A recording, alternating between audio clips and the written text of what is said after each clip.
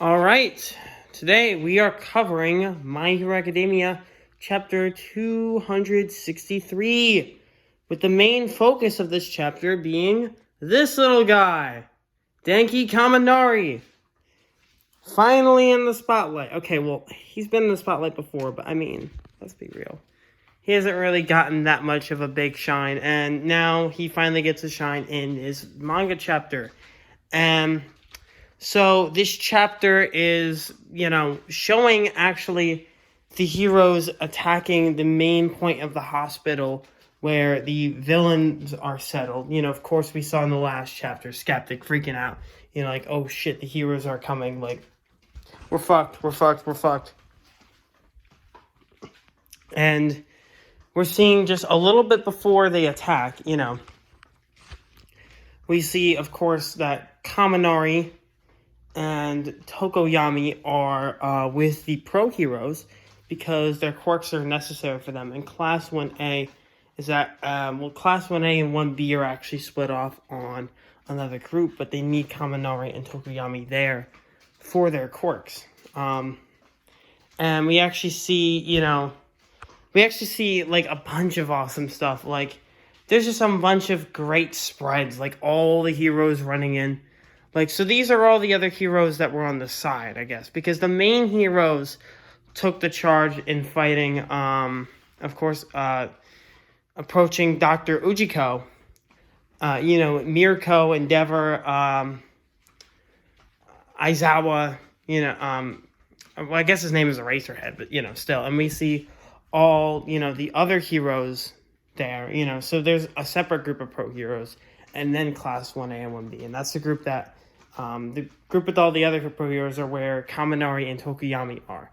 Anyways, we actually see them, like, running up and storming the hospital, and then we get Cement Toss completely destroying the walls of the hospital.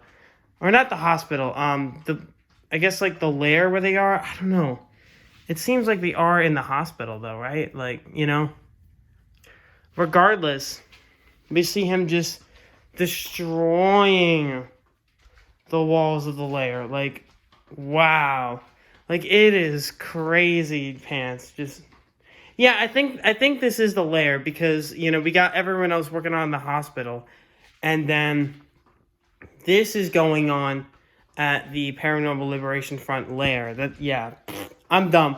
I was like, hospital. Because that's where the other stuff is going on. I was like, wait, this isn't at the hospital. I'm stupid. But yeah, we see Cement Toss destroying the walls of the lair.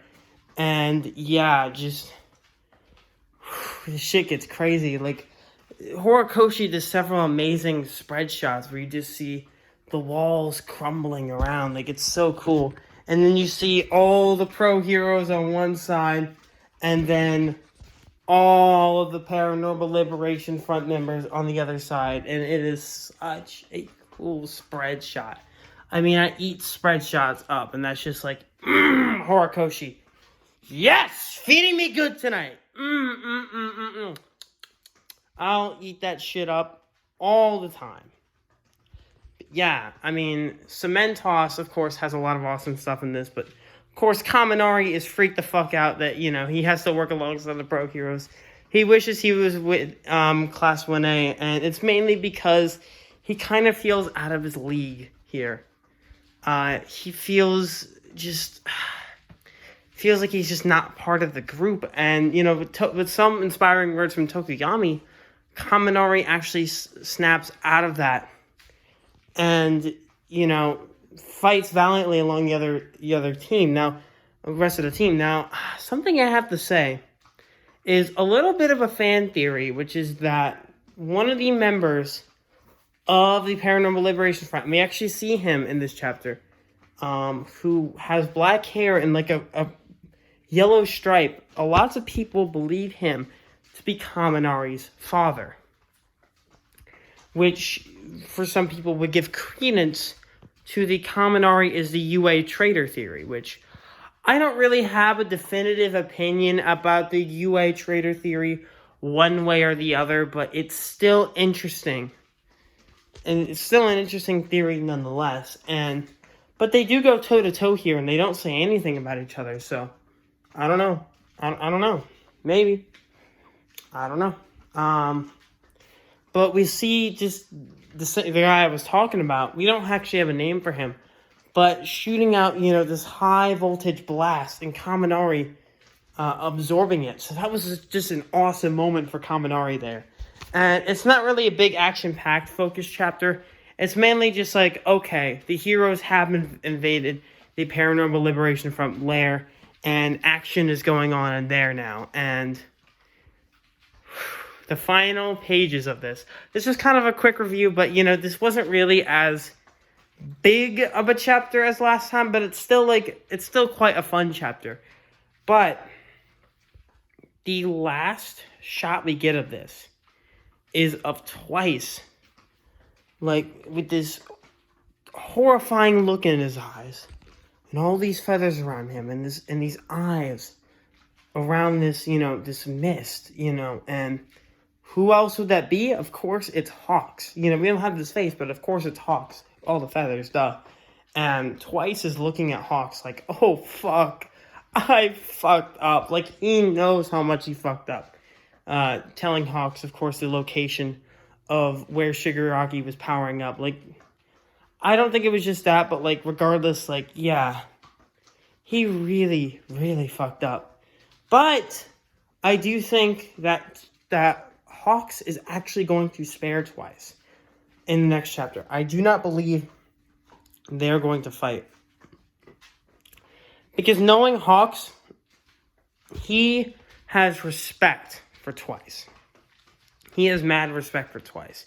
Regardless if Twice is on the evil side, he still has respect for him. And I think Hawks is going to let him go. And personally, I don't think Hawks is evil. I still think he's on the side of good. I still don't think he killed Best Jeanist. I think that, he probably made it seem like he killed Best Jeanist, and Best Jeanist is off somewhere else. I don't know. But, I do not think that Hawks and Twice are going to fight. And because, especially if Hawks actually engages Twice in a battle, despite the fact that Twice looks so terrified, there is absolutely no way that Hawks can beat Twice in a battle, especially with just Twice creating all of those clones. I mean, Hawks would be annihilated by Twice. Annihilated. So, yeah. Hawks is probably going to spare Twice, but, man. The action is really heating up here, and now the villains and the pro-heroes are clashing. The main conflict has begun. The war arc has become a much bigger war.